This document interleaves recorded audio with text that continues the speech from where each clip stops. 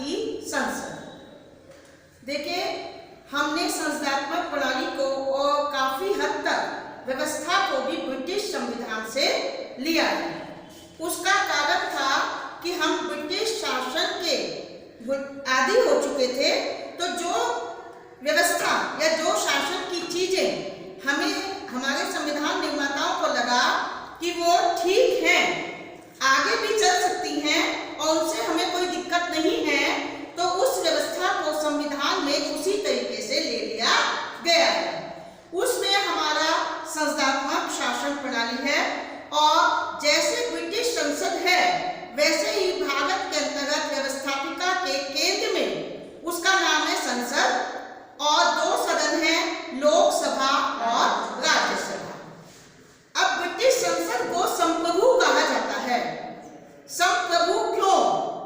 क्योंकि ब्रिटिश संसद पूरे देश के लिए एकमात्र कानून निर्माती संस्था है। राज्यों के वहां पर विधानमंडल अलग नहीं है जो कानून बनाए, लेकिन और ब्रिटेन में एकात्मक शासन प्रणाली है, इसलिए संसद ही पूरे देश के लिए कानून बनाती है। भारत में संघात्मक प्रणाली है और संसद के साथ साथ 28 राज्यों की विधानसभा विधानमंडल भी राज्यों के लिए अलग कानून बनाती है। तो ब्रिटिश संसद संप्रभु इसलिए है क्योंकि एकात्मक प्रणाली है। यहाँ पर संसद संप्रभु नहीं है क्योंकि संघात्मक प्रणाली है। कानून निर्माण की शक्ति केंद्र और राज्य दोनों में बढ़ गई है। दूसरा, ब्रिटिश संविधान अलिखित है। संसद कुछ भी कानून बना सकती है, उसके द्वारा बनाए गए कानूनों को चुनौती नहीं दी जा सकती कि वो संविधान के अनुकूल है या नहीं है। लेकिन भारतीय संविधान लिखित है और संविधान निर्माताओं की इच्छा थी कि संसद जो भी कानून बनाएंगे राज्य विधानमंडल वो संविधान के अनुकूल होना चाहिए। संविधान की आत्मा को, उसके उद्देश्यों को समाप्त करने वाला या उसका विरोधाभासी कानून नहीं होना चाहिए। तीसरा, ब्रिटेन में न्यायिक पुनराविलोकन नहीं है। भारत में न्यायिक पुनराविलोकन है, जिसका तात्पर्य क्या होता है कि संसद और राज्य के विधानमंडलों द्वारा बनाए गए कानून अगर संविधान विरुद्ध होते हैं तो न्यायपालिका उन्हें अवैध घोषित कर सकती है। इसे हम न्यायिक पुनराविलोकन कहते हैं। तो ब्रिटेन में हम देखते हैं संसद की संप्रभुता और सर्वोच्चता है। अमेरिका में न्यायपालिका की सर्वोच्चता है, लेकिन भारत में संविधान की सर्वोच्चता है। हमारी संसद संप्रभु नहीं है जैसे कि ब्रिटिश संसद है। अब आती है बात संसद में क्या होता है। देखिए, मैंने जो लिखा यहाँ पर एक राष्ट्रपति भी लिखे हैं। अब आपका ये प्रश्न हो सकता है कि मैम राष्ट्रपति तो कार्यपालिका प्रधान है और संसद एक व्यवस्थापिका का अंग है, कानून निर्माती संस्था है, तो फिर राष्ट्रपति इसमें कैसे हैं संसदात्मक प्रणाली के कारण। देखिए, लोकसभा जो है संसद हमारी कानून निर्माती संस्था है। क्या है? कानून निर्मात्री संस्था, जिसे हम विधि भी बोलते हैं कानून को। और ये किस पर कानून बनाती है? संघीय सूची के 97 विषय पर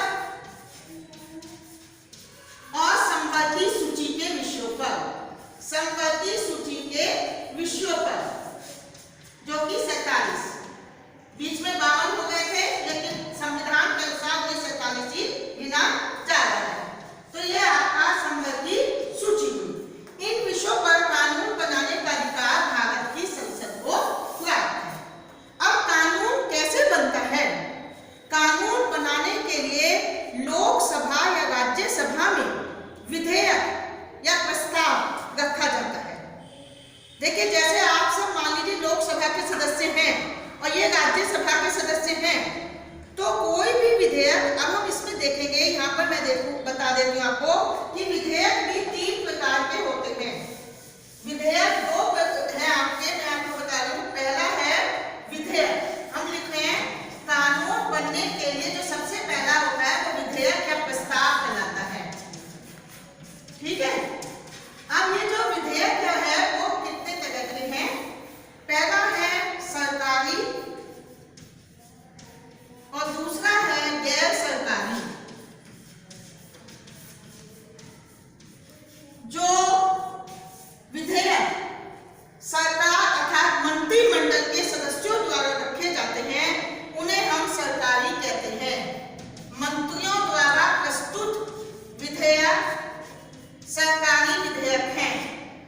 ठीक है।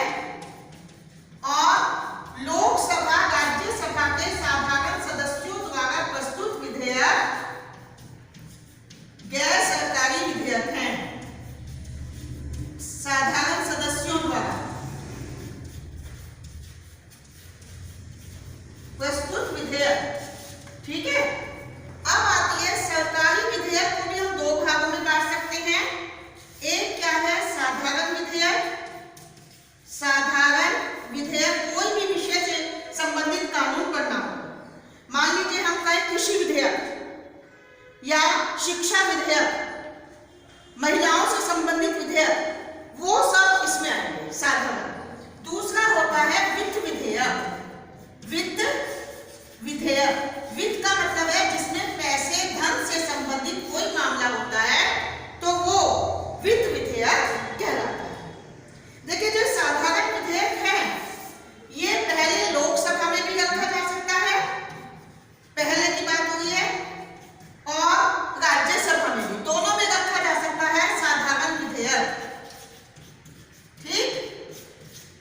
लेकिन अगर कोई वित्त विधेयक है तो वो पहले लोकसभा में ही रखा जाएगा, वो राज्यसभा में पहले प्रस्तुत नहीं होगा। वित्त विधेयक जिसमें पैसा धन संबंधित मामला है, बजट, ठीक। और साधारण विधेयक लोकसभा राज्यसभा किसी में भी रखा जा सकता। पहले राज्यसभा के सदस्य अपने सदन में रख सकते हैं, वहां पर उस पर चर्चा होगी, 3 वाचन होते हैं, प्रथम वाचन, द्वितीय वाचन, तृतीय वाचन। तीनों वाचन के बाद जब वो सदस्य अपने बहुमत से स्वीकार कर लेते हैं तो वो लोकसभा के पास आएगा। अब लोकसभा में उसमें चर्चा होगी, लोकसभा में भी उस विधेयक के 3 वाचन होते हैं, और जब लोकसभा के सदस्य भी उसे स्वीकार कर लेते हैं तो वो विधेयक कानून बनेगा। अभी भी विधेयक है, कब बनेगा, जब राष्ट्रपति के हस्ताक्षर हो जाएंगे। जो हमने कहा कि राष्ट्रपति इसका अंग है, क्यों, किसी भी विधेयक को कानून बनने के लिए राष्ट्रपति के हस्ताक्षर चाहिए। अगर उस पर राष्ट्रपति के हस्ताक्षर नहीं होंगे तो वो कानून नहीं होगा, केवल प्रस्ताव है। जब दोनों सदन उसे पारित कर देते हैं तब राष्ट्रपति के हस्ताक्षर के बाद कोई विधेयक कानून बनता है, ठीक है। अब हम आगे चल रहे हैं, लोकसभा और राज्यसभा का संगठन कैसे होगा। देखिए संविधान का अनुच्छेद 79 क्या कहता है, भारतीय संघ की एक संसद होगी। भारतीय संघ की एक संसद होगी जिसका निर्माण राष्ट्रपति तथा 2 सदनों से मिलकर होगा, जिनके नाम क्रमशः राज्यसभा और लोकसभा होंगे। संविधान का अनुच्छेद 79 कह रहा है, तो राष्ट्रपति, राज्यसभा और लोकसभा। अब हम इसको अगर ऐसे देख लेते हैं, यहाँ पर हम सारा संसद ही चल रहा है हमारा ये। अब मैं आपका कंपैरेटिव बता देती हूँ, देखिए दोनों का।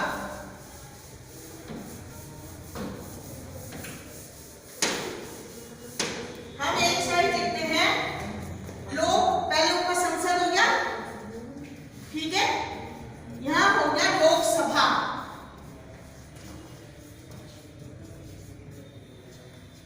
इसको हम कर देते हैं यहाँ पर राज्यसभा।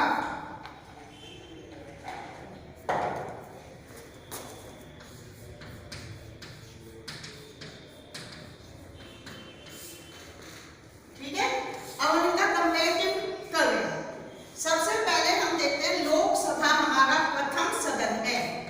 प्रथम सदन, निम्न सदन, जनता का प्रतिनिधि सदन। इसमें जनता अपने प्रतिनिधियों को चुनकर भेजती है। आपने देखा होगा लोकसभा के सदस्यों का चुनाव होता है। जनता का प्रतिनिधि सदन, 3 नामों से हम इसे पुकारते हैं, और इसे जनता प्रत्यक्ष रूप से चुनती है। इसके सदस्यों को जनता प्रत्यक्ष रूप से चुनती है। जब आप 18 साल के हो जाते हैं, आपका वोटर आईडी बन जाता है, और 5 साल बाद जब लोकसभा के इलेक्शन होते हैं तो जो लोग 18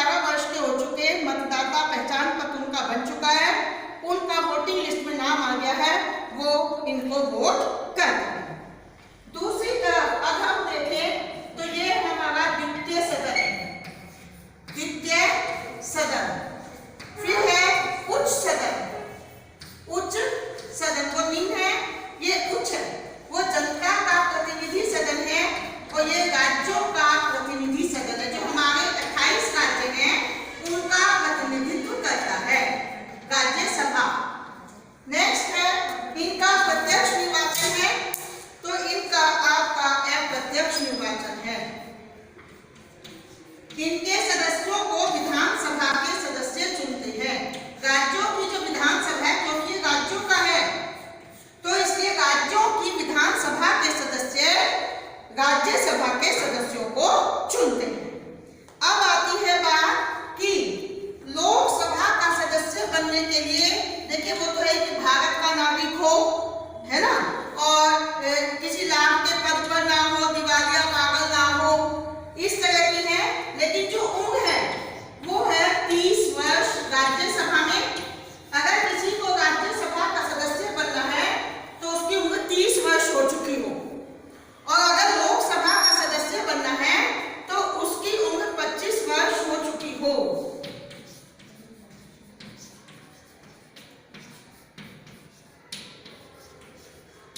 प्रतिनिधित्व कर देगा, प्रतिनिधित्व किसको करते हैं, ठीक है। अब आता है, अगर हम इसमें देखें कि इनकी सदस्य संख्या देखें लोकसभा की जो है 545 और इसकी है 250 में 238 होते हैं आपके निर्वाचित और 12 होते हैं मनोनीत, जिन्हें राष्ट्रपति मनोनीत करते हैं, जो कला, विज्ञान, साहित्य आदि में निपुण होते हैं। ये 12 सदस्य ही राष्ट्रपति के मतदान में भाग नहीं लेते। ये आपके हैं 545, इसमें भी 543 निर्वाचित हैं और 2 मनोनीत। ये जनता द्वारा चुनकर आते हैं और इन्हें राष्ट्रपति मनोनीत करता है, जो अंग्रेजी आंग्ल भारतीय समुदाय के हैं। अंग्रेज चले गए थे लेकिन उनकी फैमिली के जो पीढ़ी दर पीढ़ी चल गए, जो यहीं रह गए, उनमें से ये हो गया आपका सदस्य संख्या, ठीक है। अब है कार्यकाल। लोकसभा का कार्यकाल 5 वर्ष है, ठीक है, और राज्यसभा का कार्यकाल क्या है, 6 वर्ष। अब एक चीज हो कि लोकसभा स्थायी सदन है, अस्थायी। क्या लोकसभा अस्थायी सदन है? वैसे तो लोकसभा का कार्यकाल 5 वर्ष है, लेकिन 5 वर्ष से पूर्व इसे भंग किया जा सकता है और नए चुनाव कराए जा सकते हैं। इसलिए इसे हम क्या कहते हैं, अस्थायी सदन। राज्यसभा स्थायी सदन है और इसे भंग नहीं किया जा सकता, भंग नहीं हो सकती समय से पहले। अब एक और बात है, राज्यसभा स्थायी सदन तो है, लेकिन इसके सदस्यों का कार्यकाल भी 6 वर्ष है। लेकिन इसमें से 2/3 सदस्य हर 2 साल बाद रिटायर हो जाते हैं और उनके स्थान पर नए सदस्य आते जाते हैं। तो 2/3 सदस्य राज्यसभा के हर 2 वर्ष बाद रिटायर होंगे और उनकी जगह दूसरे आ जाएंगे। दोनों सदनों की बैठक कब मान्य होगी? दोनों सदनों की बैठक मान्य होगी, जिसे हम कहते हैं गणपूर्ति। ये वर्ड हुआ गणपूर्ति, अर्थात जैसे आज मैं अपनी क्लास ले रही हूँ तो वहां पर क्या है कि जब सदन की बैठक होगी कि मान लीजिए 80 में से कितने बच्चे उपस्थित हैं, मान लो 1 या 2 ही हो, तो फिर हम क्लास कई बार नहीं लेते कि कम बच्चे आ रहे हैं। ऐसे ही वहां पर गणपूर्ति क्या है कि कम से कम 10%, 1/10 का हो गया। ये मान लीजिए 543 है तो लगभग 100 सदस्य होने चाहिए उपस्थित। 100 भी नहीं है, 50, 1/10 में, है ना। और इधर भी यही है, गणपूर्ति दोनों की 1/10 है, ठीक।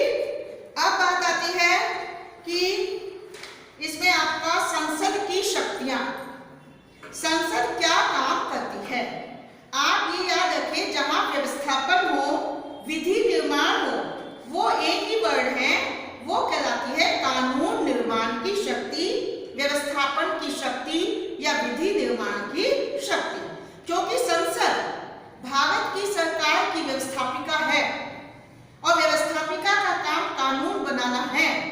इसलिए भारत की संसद जो संघ सरकार का अंग है वो भारत के लिए कानून बनाती है, केंद्र सरकार के लिए कानून बनाती है।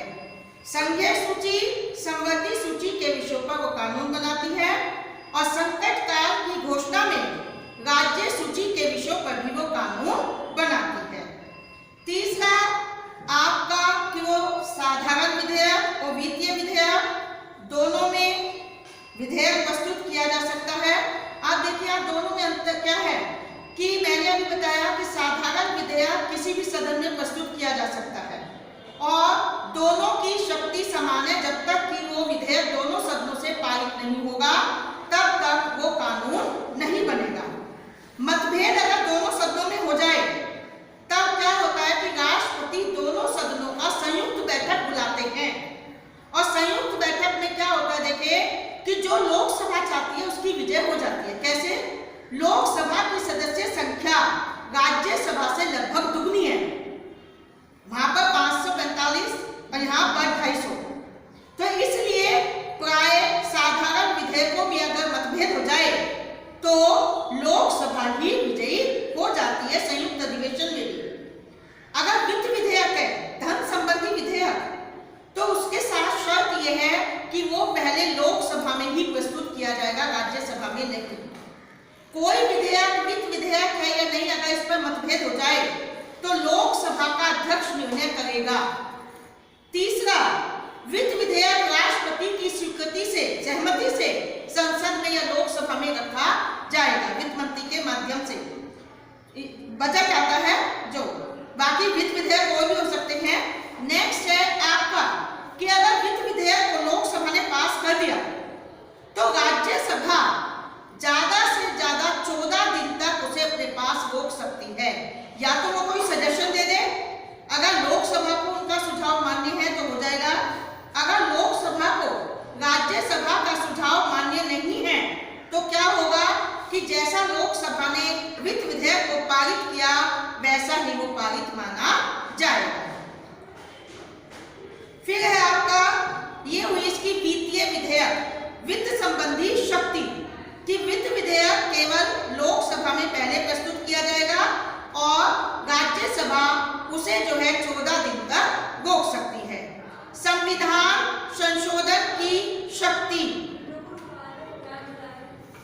संविधान संशोधन क्या है कि अगर किसी विधेयक में संशोधन की शक्ति संसद के दोनों सदन जितने लोग उपस्थित हैं उनके बहुमत से अगर किसी विधेयक को स्वीकार कर लेते हैं 2/3 बहुमत से, तो वो संविधान में संशोधन हो जाता है। संविधान में संशोधन 3 तरीके से है, एक में 2/3 बहुमत, एक में साधारण बहुमत और तीसरा कुछ विषय ऐसे हैं जो केंद्र और राज्य से संबंधित हैं, उसमें 2/3 बहुमत संसद का और आधे राज्य के विधानमंडलों अर्थात 28 में से 14 राज्यों के विधानमंडलों की स्वीकृति चाहिएगी अगर केंद्र राज्य संबंधों से संबंधित कोई संशोधन होना है।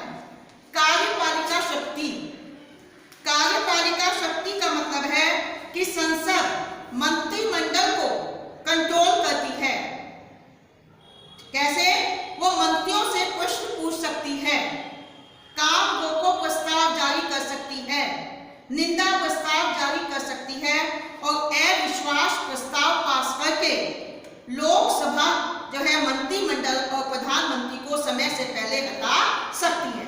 अगर मंत्रिमंडल और प्रधानमंत्री के विरुद्ध अविश्वास प्रस्ताव आ जाता है तो मंत्रिमंडल को और प्रधानमंत्री को त्यागपत्र देना पड़ता है।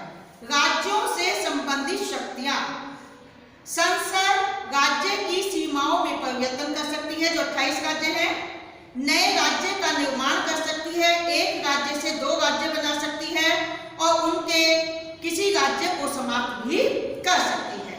निर्वाचन संबंधी शक्ति, राष्ट्रपति के निर्वाचन में संसद के दोनों सदन लोकसभा और राज्यसभा चुनाव में भाग लेते हैं, मतदान करते हैं। महाअभियोग की शक्ति, संसद के दोनों सदन राष्ट्रपति, उच्चतम न्यायालय के न्यायाधीश और उच्च न्यायालय के न्यायाधीशों के विरुद्ध अगर महा देशद्रोह या कदाचार से संबंधित मामलों पर 2/3 बहुमत से प्रस्ताव पारित कर देती है दोनों सदन, तो राष्ट्रपति जिसके विरुद्ध आया है या सर्वोच्च न्यायालय का न्यायाधीश या उच्च न्यायालय के मुख्य न्यायाधीश को हटा सकती है। संसद को व्यापक शक्ति प्राप्त है, वो लोकतंत्र का मंदिर है, सार्वजनिक वाद विवाद का स्थल है। संसद संविधान में संशोधन कर सकती है, लेकिन संविधान के मूल ढांचे को परिवर्तित नहीं कर सकती। जो मूल ढांचा बेसिक स्ट्रक्चर उसे वो चेंज नहीं कर सकती। आपातकाल और संकट काल अगर राष्ट्रपति लागू करते हैं तो अब यह अनिवार्य है कि राष्ट्रपति उसे 1 महीने के अंतर्गत संसद से स्वीकृत कराएं।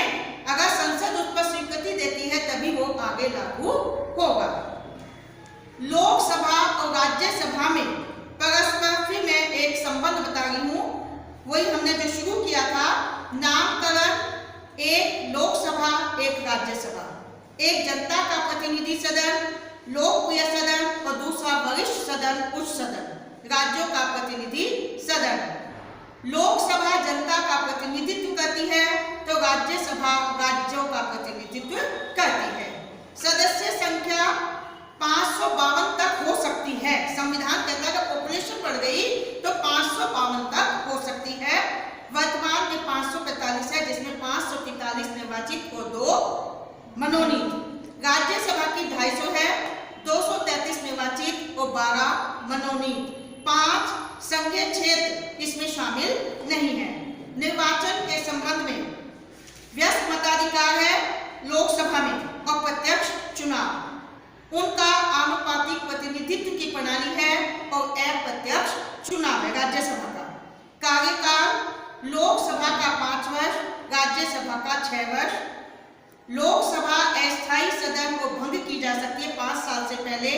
राज्यसभा स्थायी सदन है, वो भंग नहीं होती। साधारण विधेयक के संबंध में दोनों की शक्तियों का तुलनात्मक अध्ययन करें तो साधारण विधेयक में दोनों की शक्तियां समान हैं। विवाद की स्थिति में संयुक्त अधिवेशन होगा और अगर कोई फैसला नहीं हो पाता तो विधेयक रद्द हो जाएगा। संविधान संशोधन के बारे में दोनों को 2/3 बहुमत बराबर शक्तियां हैं। वित्तीय विधेयक, इसमें अंतर है कि एक तो वित्त विधेयक पहले लोकसभा में ही प्रस्तुत होगा, राज्यसभा में नहीं। दूसरा, अगर लोकसभा ने उसे पारित कर दिया है तो राज्यसभा अधिक से अधिक उसे 14 दिन तक रोक सकती है। कार्यपालिका पर नियंत्रण, वैसे तो दोनों कहते हैं निंदा प्रस्ताव या कटौती प्रस्ताव, प्रश्न पूछना, लेकिन अविश्वास प्रस्ताव द्वारा मंत्रिमंडल को प्रधानमंत्री को हटाने की शक्ति एक तरीके से लोकसभा के पास है। अन्य कार्यों के संबंध में राष्ट्रपति उपराष्ट्रपति के चुनाव में दोनों भाग लेते हैं। महाअभियोग में भी दोनों सदन एक साथ काम करते हैं। संकटकालीन घोषणा भी दोनों सदनों द्वारा स्वीकृत होनी चाहिए। कुछ शक्ति राज्यसभा के 2 जो लोकसभा को नहीं है। क्या कि राज्यसभा अपने 2/3 बहुमत से राज्य सूची के किसी विषय को राष्ट्रीय महत्व का घोषित कर सकते हैं। क्या राज्य सूची के जो 66 विषय हैं उन्हें क्या है कि राज्यसभा राष्ट्रीय नेशनल इंटरेस्ट का अगर घोषित कर दे तो उस पर संसद कानून बनाती है। ये अधिकार केवल राज्यसभा को है, लोकसभा को नहीं। नई अखिल भारतीय सेवाओं की स्थापना, अगर आईएएस की जो सर्विसेज हैं उनको बढ़ाना हो, नए पद सृजित करने हो तो ये काम अकेले राज्यसभा करती है, इसमें लोकसभा का कोई योगदान नहीं है। तो 2 शक्ति है कि राज्य सूची के विषय को राष्ट्रीय महत्व का घोषित करना और नई अखिल भारतीय सेवाओं की स्थापना, ये शक्ति राज्यसभा की है, लोकसभा को नहीं है। दोनों लगभग बराबर है, लेकिन व्यवहारिक स्थिति है कि लोकसभा अधिक शक्तिशाली है और राज्यसभा कंपैरेटिवली उसके कंपैरिजन में वित्त विधेयक के संबंध में कमजोर पड़ जाती है। ये आपका लोकसभा, राज्यसभा, संसद, ये आपका है। अब हम कराएंगे